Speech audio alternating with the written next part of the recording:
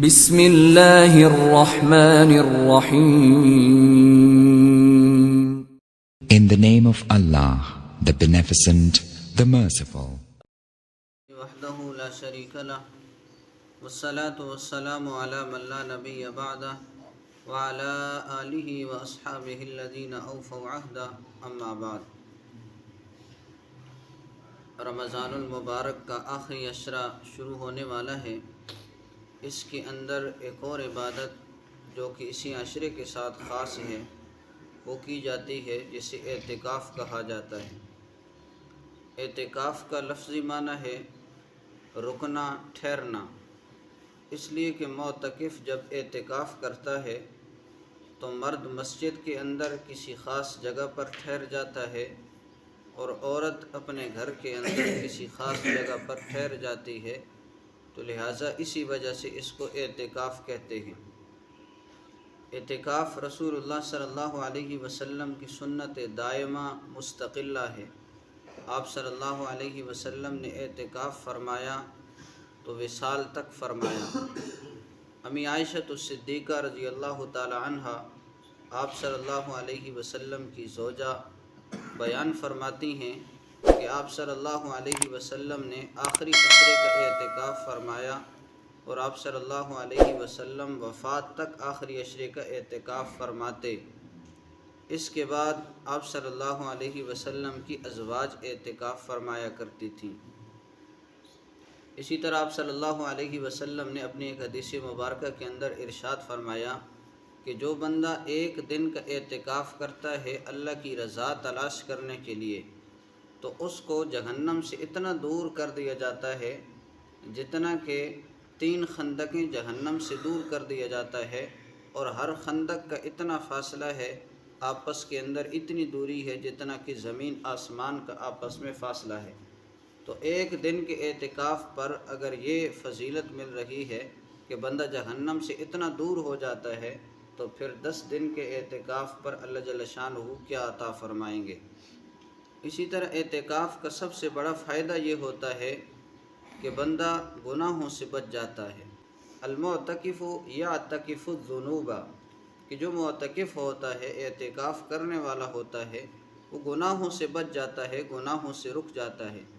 اور جو زندگی کے ایام گناہوں سے بچ جائیں وہ ہزاروں ایام کے اندر سے چمکتے ہیں کہ یہ خوبصورت دن ہیں، خوشی والے دن ہیں کہ ان دنوں کے اندر میں نے اللہ جل شانہ کی نافرمانی نہیں کی.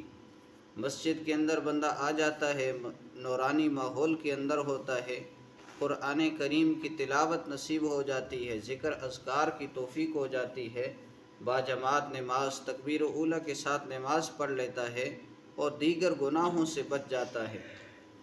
معتکف کی مثال ایسی ہے جیسے کہ ایک بندہ اپنے محبوب کو راضی کرنے کے لیے میسیجز کو خط لکھ رہا تھا کہ مجھ سے راضی ہو جائیے، آپ کے بغیر میرا گزارا ممکن نہیں ہے.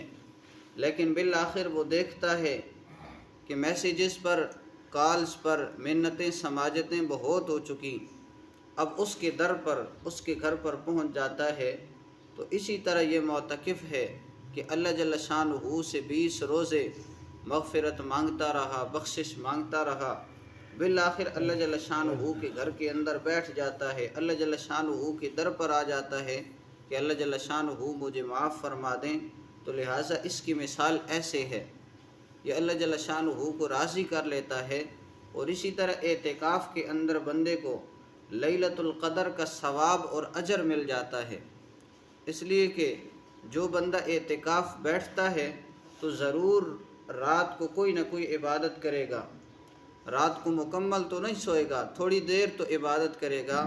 اور شب قدر آخری عشرے ہی کے اندر ہے، طاق راتوں میں سے ایک رات ہے، لہٰذا اس رات کے اندر بھی تھوڑی عبادت کر لے گا. اور ایک روایت کے مطابق معتکف سوتا رہے تو سونے کی وجہ سے بھی اس کا جو ثواب ہے وہ لکھا جاتا ہے. گویا کہ سو رہا ہے لیکن ہوتا عبادت کے اندر ہے، تو لہٰذا لیلۃ القدر کا ثواب اور اجر معتکف پا لیتا ہے. تو اس لیے ہر بندہ کوشش کرے کہ اعتکاف بیٹھے، اس کے اندر اللہ جل شانہ کے سامنے گڑ گڑائے، ساری امت کے لیے مغفرت مانگے، پاکستان کے حالات کی بہتری کے لیے اللہ جل شانہ سے دعائیں مانگے، اپنی صحت مانگے، اپنے ساتھ رہنے والوں کی صحت مانگے، عافیت مانگے، اور اسی طرح اس کی وجہ سے مسجد کا ماحول بدل جائے گا۔ آپس کے اندر بیٹھیں گے، ذکر اذکار کریں گے، فضائل اعمال کی تعلیم ہو جائے، ایک دوسرے کو سیکھنے سکھانے کا عمل ہو جائے، قرآن مجید کی تلاوت زیادہ سے زیادہ ہو جائے۔ تو اس کے لیے سارے ساتھی کوشش کریں۔ یہ اللہ جل شانہ کی طرف سے گویا کہ ایک اور انعام ہے کہ 20 دن اگر کوئی رمضان کے اندر کوتاہی ہو چکی ہے، اس کوتاہی کو پورا کرنے کے لیے آخری 10 ایام ہیں، ان کے اندر رمضان المبارک کی کوتاہی کو پورا کرو، اللہ جل شانہ کو راضی کرو۔ اس لیے کہ یہ مہینہ اس لیے آیا تھا کہ بندہ اللہ جل شانہ کے ساتھ اپنا تعلق درست کر لے، بندہ اللہ جل شانہ کو راضی کر لے، تو لہٰذا ان آخری 10 ایام کے اندر خوب محنت کی جائے۔